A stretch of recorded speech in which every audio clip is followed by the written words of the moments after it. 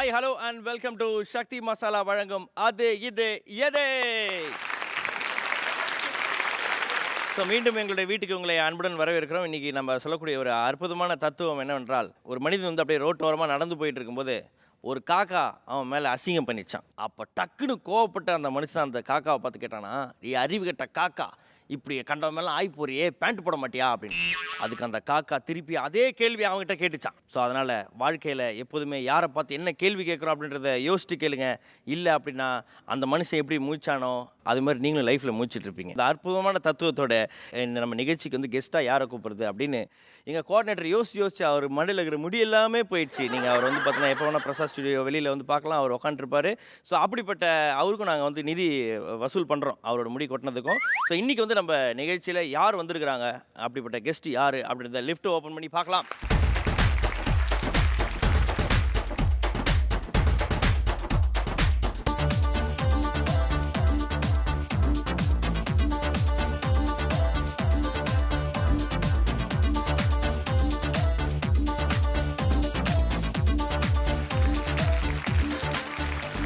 So இன்றைக்கி நம்ம நிகழ்ச்சிக்கு நம்மளுடைய வீட்டுக்கு வந்திருக்கக்கூடிய அற்புத கெஸ்ட் யார் அப்படின்னு பார்த்தீங்கன்னா, காதல் காலம் அப்படின்ற திரைப்படத்திலிருந்து 3 முக்கியமான நபர்கள் வந்திருக்காங்க. Let's welcome Ambani, Shankar, Nithya Shetty and Chandru.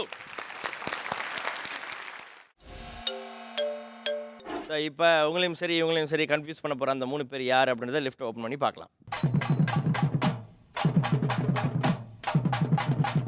முந்தி முந்தி விநாயகனே, 30 கோடி தேவர்களே, வந்து வந்தெம்மை காருமையா, வந்து வந்தெம்மை காருமையா, வந்தனம் வந்தனம் தந்தோமையா, வந்தனம் வந்தனம் தந்தோமையா.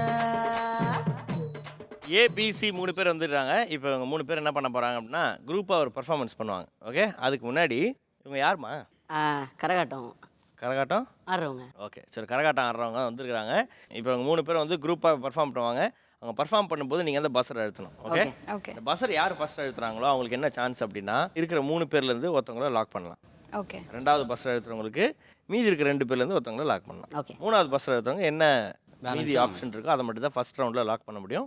செகண்ட் ரவுண்டில் ஒரே ஆளை கூட நீங்கள் 3 பேரும் லாக் பண்ணலாம். ஓகே, ஸோ இப்போ ஃபஸ்ட்டு ரவுண்டில் இப்போ குரூப் பர்ஃபார்மன்ஸ் கொடுக்க போகிறாங்க. A, B and C. Ready, 1 2 3 time starts now.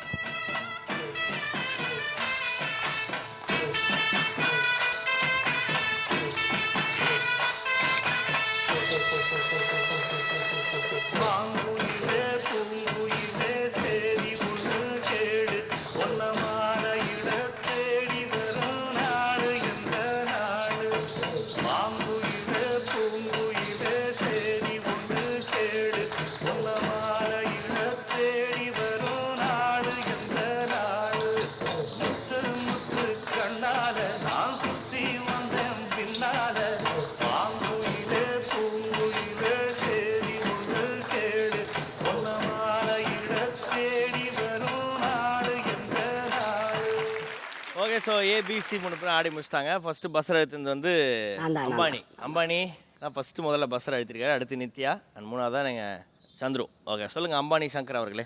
எனக்கு என்னமோ சி தான் டூப்புன்னு தோணுது. பட் ஆனால் அவரை வீம்புக்குன்னு நீங்கள் இந்த மாதிரி பெர்ஃபார்ம் பண்ணுங்கன்னு சொல்லியிருக்காங்க. வீம்புக்கு நான் அவர்கிட்ட சொன்னேன். இல்லை, நீங்கள் சொல்லலை, பட் சொல்லியிருக்காங்கன்ற மாதிரியே டவுட்லேயே அவர் பண்ணுற மாதிரி இருக்குது. அப்படியா? ஆமாம், முதல்லேருந்து ஆடினலேருந்தே அவர் தான் டவுட்டாக இருந்தார். இப்போ என்ன பண்ணலாம்? அவரே லாக் பண்ணுறேன், பார்த்துக்கலாம், வர பார்த்துக்கலாமா?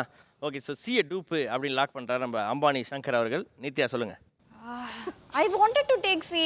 You want to take C? கூட்டின்னு போயிடுங்க, வந்துடும். டக்குனு கரகத்தில் ஆச்சு, கரகத்தில் எடுத்து ரெடி ஆகிட்டா அப்படி சும்மா சொன்னாங்க வைங்க தலையில். அவர் ரெடி ஆகிட்டா ரெடி ஆகிட்டு அப்படி பார்சல்லாம் தூக்கிட்டு. Okay, B. பியா? அவருக்கு ஒரே வெக்கம். ஓகே, எதனால் பின்றீங்க? I'm confused between A and B. சரிம்மா. I thought A is real. நான் notice பண்ணேன். While coming onto the stage, he prayed to the stage and then entered.